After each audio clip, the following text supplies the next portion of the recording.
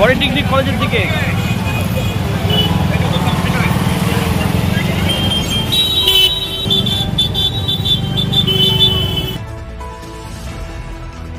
দক্ষিণ মালদা লোকসভার ডিসিআরসি কেন্দ্রের সামনে মালদা মানিকচক রাজ্য সড়ক যানজট।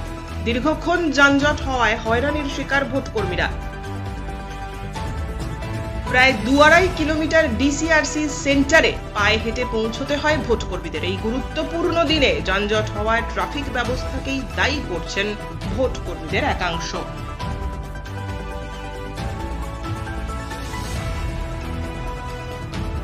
এইভাবে হাঁটতে হচ্ছে কেন?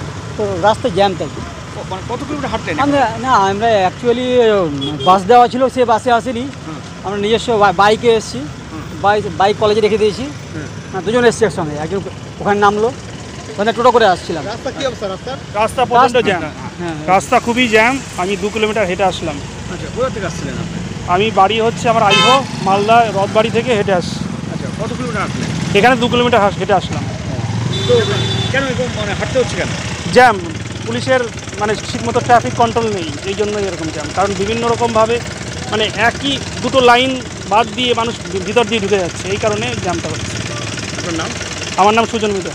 Thank you. বলছি যে কোথায় যাচ্ছেন আপনি?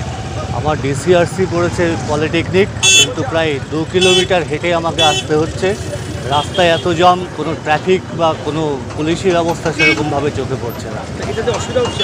ভীষণ অসুবিধা হচ্ছে, কারণ এই ট্রিমেন্ডাস টেম্পারেচারের মধ্যে হাঁটতে হচ্ছে। তাও তো আজকে একটু রোদের তাপটা কম। এই 2 কিলোমিটার 2.5 কিলোমিটার হেঁটে আসা তো চারটিখানি কথা। পৌঁছতে পারছেন?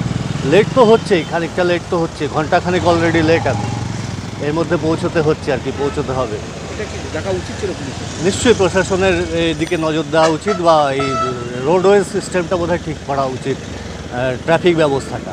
আপনার নাম? আমি Debashis Chattoraj, first polling officer, Mothabari একটি বুথ।